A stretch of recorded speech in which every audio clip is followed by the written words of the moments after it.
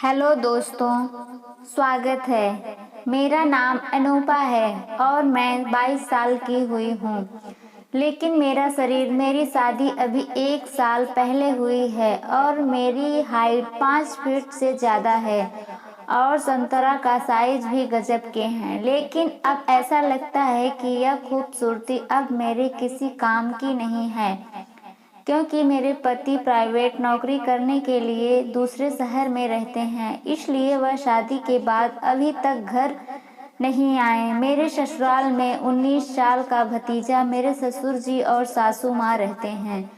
मेरी सासू माँ का 2 साल पहले देहांत हो गया था, इसलिए मेरे पति मुझे अपने साथ नहीं ले गए, क्योंकि मुझे घर संभालना था। अब मेरी फीलिंग समझने वाला यहाँ पर कोई नहीं था। मेरे गर्म खून अंदर से उबाल मार रहा था और उसे ठंडा करने वाला कोई नहीं था। मेरे पति 6 महीने से घर नहीं आए थे, जिससे मैं बहुत बेचैन और प्यासी सी महसूस करने लगी थी। एक दिन अचानक मेरी नज़र मेरे भतीजा पर पड़े। वह मुझे हाइट में छोटा और शरीर में भी पतला दिखता था, लेकिन उसका घोड़ा उसके मुकाबले काफ़ी बड़ा था। मेरा भतीजा का नाम रवि है और इस बार उसने कॉलेज में प्राइवेट एडमिशन करवाया है, इसलिए वह इन दोनों घर पर ही रहता है। घर में हम दोनों ही अकेले रहते हैं, क्योंकि मेरे ससुर जी की माँ बहुत बुरी हो गई हैं और हमेशा अपने कमरे में आराम करती हैं। वहीं ससुर जी घर के बाहर वाले कमरे में रहते हैं, इसलिए वह कभी कभी ही अंदर आती हैं। पहले मैं अपने भतीजे को वैसे नहीं देखी थी, लेकिन जिस दिन मैं रवि के घोड़े को देखा उस दिन से मेरी नज़रें बदल गईं। एक दिन रवि को लगा कि घर में कोई नहीं है, तो वह अपने कमरे में वीडियो देखते हुए घोड़े से खेल रहा था। अचानक मेरा वहां से गुजरा हुआ और मेरी नज़र खिड़की पर पड़ गई, क्योंकि अंदर से वीडियो की आवाज़ आ रही थी। जब मैं खिड़की से झांका तो मेरे होश उड़ गए। पिछले 3-4 महीना से मैंने पहली बार घोड़े को देखा था। वह खड़ा था और मनोज उसे धीरे धीरे चला रहा था। यह देखकर मेरा दिल धड़कने लगा और बस उसी दिन से मुझे रवि के घोड़े की सवारी करने की इच्छा हो गई। मैं उसी दिन अपने पति को फ़ोन किया और कहा, अब आप जल्दी घर लिए मुझे और नहीं रहा जा रहा। कब तक मैं अकेले ही तड़पती रहूंगी।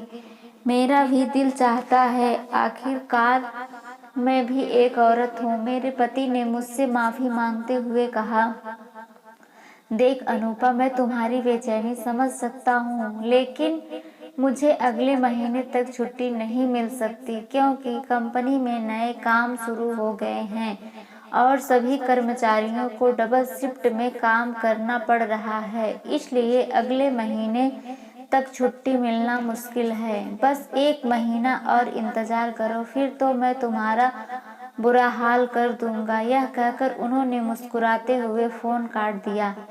किसी तरह सुबह हो गई। मैं सभी के लिए चाय और नाश्ता तैयार किया और रवि के लिए स्पेशल कमरे में लेकर चली गई। जैसे ही मैं रवि के कमरे में गई तो देखा कि वह अचानक अभी तक सो रहा था और सोते समय उसका घोड़ा एकदम सीधा खड़ा था। उसे देखकर मैं खुद को रोक नहीं पाई और घोड़े को छू लिया।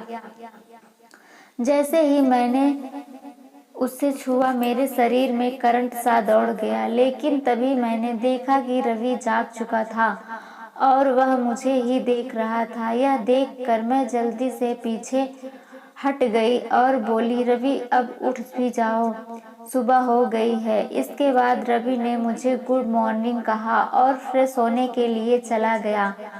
मैं वहीं बैठकर सोचने लगी कि शायद रवि ने मुझे घोड़ा छूते हुए नहीं देखा होगा। फिर कुछ देर बाद रवि वापस कमरे में आ गया और हम दोनों चाची जी आपस में बातें करते हुए नाश्ता करने लगे। तभी अचानक मुझे पेट दर्द का बहाना सूझा और मैंने जोर जोर से करते हुए पेट दर्द की शिकायत करना शुरू कर दी। रवि हाथ बढ़ाते हुए पूछने लगा, क्या हुआ चाची, आप इतनी तकलीफ में क्यों हो? तब मैं रवि से कहा, रवि पता नहीं क्यों आज सुबह से ही मेरा पेट रुक रुक कर दर्द हो रहा है। रवि ने तुरंत कहा, रुको चाची, मैं आपके लिए पेट दर्द की गोली लेकर आता हूँ। मैंने जानबूझकर पेट दर्द का बहाना बनाया था ताकि मैं रवि को अपनी जाल में फंसा सकूं। तभी मैंने उसे रोकते हुए कहा, रवि पेट दर्द की गोली तो मैं कब की ले चुकी हूँ, हो सके तो थोड़ी देर तो मेरा पेट दबा दो। रवि पहले तो थोड़ा सा हिचकिचाया, लेकिन मेरे दर्द को देखकर वह पेड़ पर बैठ गया और पेट दबाने लगा। उस समय मुझे बहुत अच्छा महसूस हो रहा था। रवि की नजरें भी इधर उधर जा रही थी। तभी घर में ससुर जी के आने की आवाज आई तो मैं रवि से कहा, ठीक है मनोज, मैं खाना बना दर्शन हो गए। फिर रवि बोला, चाची अगर आप कहें तो मैं आपको पंखे से हवा दे दूं। रवि ने टांग खींचते हुए कहा, मैंने आपकी चाची इतनी परेशान है और आप अभी तक बस बातें ही बना रहे हैं। इसके बाद रवि वहीं मेरे पास जाकर पंखे से हवा चलने लगा। तब तक मेरे ससुर जी बाजार जा चुके थे और मैं खड़ी खड़ी रोटियां बना रही थी। फिर मैंने जानबूझकर अपना पल्लू फिर से नीचे गिरा दिया और रवि से कहा, आज फिर नहीं मिला, इसलिए बार बार गिर रहा है, तुम जरा इसे ठीक कर दो। तब रवि बोला, नहीं चाची, मुझसे नहीं होगा, आप खुद ही कर लीजिए। मैंने कहा, अरे मेरे हाथ आते में हैं इसलिए कर नहीं रही हूँ, नहीं तो मैं खुद ही कर लेती, पागल। इसके बाद रवि ने पल्लू ठीक करना शुरू किया।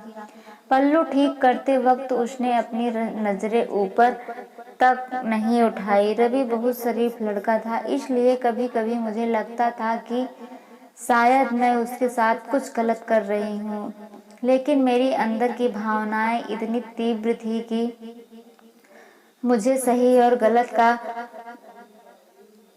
बहन नहीं हो पा रहा था। उस दिन ससुर जी बाजार गए हुए थे और दोपहर में बुद्धि सासू माँ की दवाइयाँ के कारण सो रही थी, इसलिए घर पर मेरे और मेरे भतीजे के अलावा कोई नहीं था।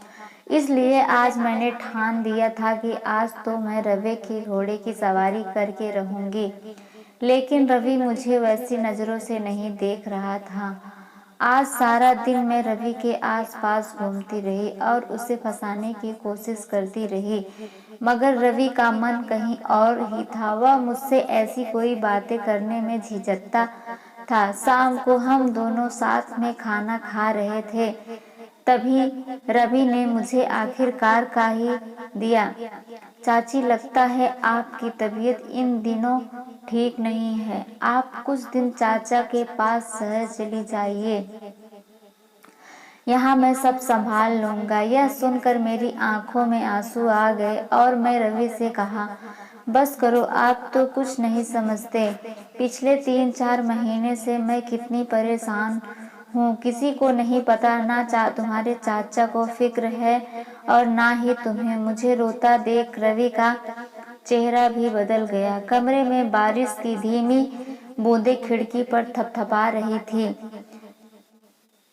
हल्की रोशनी में कमरे में एक अजीब सी खामोशी थी। मैं रवि के सामने खड़ी थी और मेरे दिल में हजारों सवाल थे, लेकिन जुबान पर सिर्फ इसकी निकल रही थे, रवि तुम मुझसे इतना दूर क्यों रहते हो?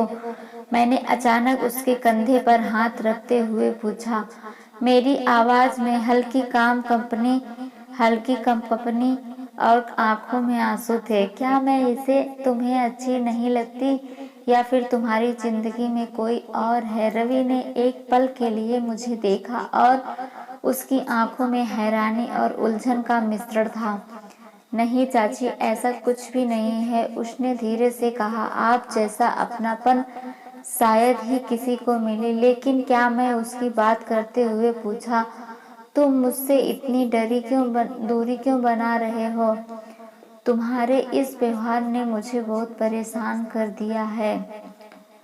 उसने एक गहरी सांस ली और बोला, चाची मैं कभी कभी खुद को रोक नहीं पाता। जब आपको देखता हूँ तो दिल में अजीब सी ख्वाहिशें आ जाती हैं और फिर मैं खुद से डरने लगता हूँ। आप मेरे चाचा की पत्नी हैं, यह सब सोचना भी गलत है। मैं उसकी बात सुनकर चुप नहीं रह सकी और उसका हाथ थाम लिया। रवि, रिश्ते सिर्फ नाम से नहीं चलते, उनमें भावनाओं की गहराई होती है। अगर तुमने कभी अपने दिल की बात मुझसे छुपाई है तो आज कह दो।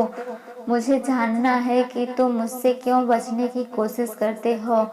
उसने मेरे हाथों को देखा और फिर धीरे से कहा, चाची, सच कहूँ तो जब मैं आपको पहली बार देखा था तभी से मुझे आपकी तरफ एक अजीब सा खिंचाव महसूस हुआ। लेकिन हर बार मैंने खुद को याद दिलाया कि आप मेरे चाचा की पत्नी हैं। मैं यह सब कैसे सोच सकता हूँ। मैं आप उसकी आंखों में देख रही थी और वहाँ केवल एक सच्चाई थी, उसके मन का प्यार हो जो वह खुद से भी छुपाने की कोशिश कर रहा था। तभी अचानक एक तेज बिजली की गड़गड़ाहट हुई जिससे माहौल और रहस्यमय हो गया। कमरे की रोशनी चली गई और केवल बारिश की आवाज सुनाई देने लगी। रवि, दिल की बात दिल में छुपाकर रखने से कभी सुकून नहीं मिलता। मैं हल्के से कहा, लेकिन तुम्हारे और मेरे बीच एक रिश्ता है जो हमें कुछ सीमाओं में बांधता है। रवि ने सर झुका लिया और बोला, चाची, मैं खुद को हर दिन समझाता हूँ लेकिन शायद कुछ बातें कभी खत्म नहीं होती। इस पूरे संवाद के बीच भावनाओं का एक तूफान था जिसने हमें शब्दों से कहीं अधिक गहरे स्तर पर जोड़ दिया था। लेकिन उस रात हम दोनों ने वादा किया कि हम अपनी भावनाओं को मर्यादा की सीमा में रखेंगे।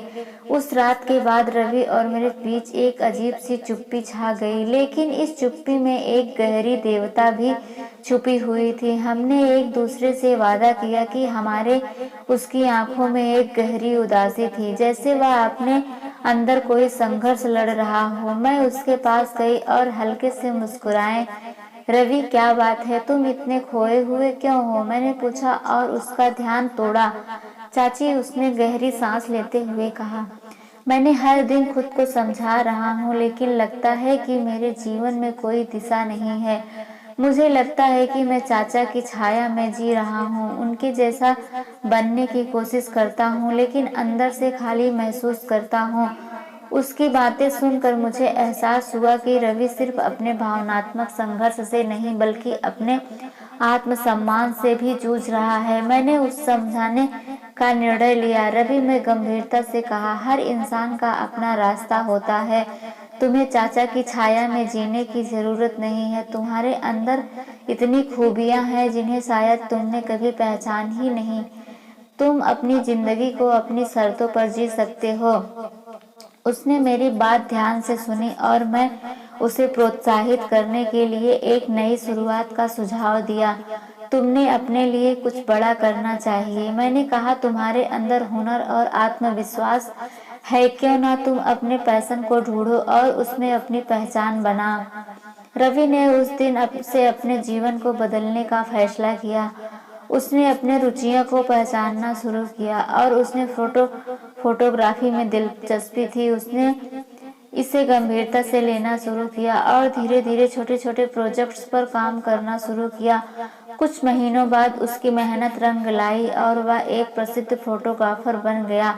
उसकी तस्वीर कई प्रतिष्ठित पत्रिकाओं में प्रकाशित होने लगे और वह आत्मविश्वास से भारत और खुश रहने लगा। हम दोनों के बीच का रिश्ता अब और भी मजबूत और साफ हो गया। एक दिन उसने मुझसे कहा, चाची, अगर उस दिन आपने मुझे सही रास्ता ना दिखाया होता तो मैं आज भी भटक रहा होता। आपने मुझे मेरी पहचान दिलाई। उसकी बात सुनकर मेरी आंखें भर आई। मैंने कहा, चाची, जब इंसान अपने उद्देश्य को पहचान लेता है तो उसकी जिंदगी बदल जाती है। बस हमने अपनी अंदर की ताकत को समझने और उसे सही दिशा में लाने का तरीका सीखना चाहिए। इस कहानी में हमें यह शिक्षा मिलती है कि किसी की भावनात्मक या मानसिक उलझन का समाधान अपने आप को बेहतर बनाने और अपनी पहचान खोजने में है। हमारे रिश्ते और संघर्ष हमें गिर सकते हैं, लेकिन सही दिशा और आत्म प्रेरणा से हम अपनी जिंदगी को नई ऊंचाइयों तक ले जा सकते हैं। दूसरों की मदद से सही रास्ता ढूंढना और अपनी ताकत पहचान ही असली सफलता है। रवि ने अपनी नई पहचान के साथ जीवन में एक नई शुरुआत की। उसकी सफलता सिर्फ उसकी नहीं थी बल्कि उन सभी के लिए प्रेरणा थी जो कभी अपने आत्मसम्मान और दिशा को लेकर संघर्ष करते हैं। एक दिन रवि नित्य किया कि वह अपनी कहानी दूसरों से साझा करेगा। उसने एक छोटे से सामुदायिक कार्यक्रम का आयोजन किया जहां उसने अपने जीवन के संघर्ष और अपनी जीत की कहानी सुनाई। मैंने अपनी जिंदगी में कई बार हार मानने के बारे में सोचा, उसने मंच पर कहा, लेकिन हर बार किसी न किसी ने मुझे याद दिलाया कि मैं हारने के लिए नहीं बना हूँ। मेरी चाची ने मुझे वह दिखाए जो मैं खुद नहीं देख पा रहा था। आज मैं जो कुछ भी हूँ उसे दिशा में एक कदम बढ़ाने का श्रेय उन्हीं को जाता है। रवि की बातें सुनकर वहां मौजूद हर व्यक्ति के दिल को छू गई। लोग उसकी कहानी से प्रेरित हुए और उन्होंने अपनी जिंदगी में बदलाव लाने का फैसला कर लिया। तो दोस्तों, ये रही आज की कहानी पसंद आए तो हमारे चैनल को सब्सक्राइब कीजिए और अपने दोस्तों के साथ शेयर कीजिए और बेल आइकन प्रेस कर लीजिए ताकि आपको सूचना जरूर मिले। धन्यवाद।